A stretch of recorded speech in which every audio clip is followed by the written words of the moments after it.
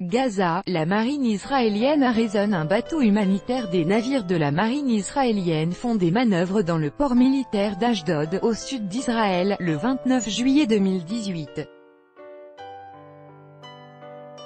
Jack Gaze, AFP. Ce dimanche 29 juillet, la marine israélienne a arraisonné un bateau au large de Gaza dont l'objectif était de dénoncer le blocus maritime et terrestre imposé par l'État hébreu à l'enclave palestinienne depuis plus d'une décennie. Le bateau, parti de Norvège, voulait atteindre le port d'Ashdod avec, à bord, des médicaments et du matériel médical, selon l'équipage. Selon l'armée israélienne, le bateau venait d'Europe pour violer le blocus naval légal imposé à la bande de Gaza. Israël, qui a mené 3 guerres dans cette enclave palestinienne contrôlée par les islamistes du Hamas depuis 2008, affirme que le blocus est nécessaire pour empêcher les groupes d'activistes palestiniens de se procurer des armes ou du matériel pouvant être utilisé à des fins militaires. Le bateau arraisonné, à la WDA, retour, en arabe, battait pavillon norvégien avec 22 personnes à bord, selon les militants de la coalition de la flottille de la liberté qui a organisé l'opération, qui compte d'autres embarcations.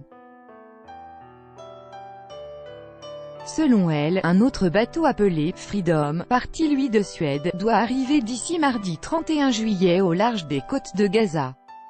Claude Léostic, coordinatrice en France de la coalition, explique que ce bateau est porteur d'un message d'espoir, mais il a aussi une volonté d'aider concrètement les Gazaouis.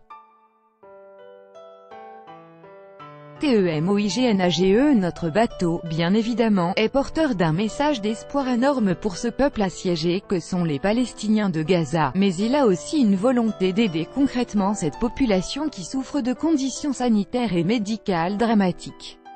Nous avions à bord des médicaments, nous avons toujours à bord des médicaments, plus de 120 caisses de médicaments et de matériel médical, que nous devions remettre aux hôpitaux de Gaza. Ce matériel évidemment était particulièrement nécessaire. Donc nous espérons que d'autres bateaux passeront et pourront aussi amener ce matériel. Donc pour nous, le message est double, c'est cette solidarité internationale des peuples, envers un peuple assiégé, un peuple opprimé, et puis l'aide concrète que nous pouvons lui apporter, notamment en aidant les hôpitaux et les médecins qui n'en peuvent plus de faire face aux blessures et aux amputations etc.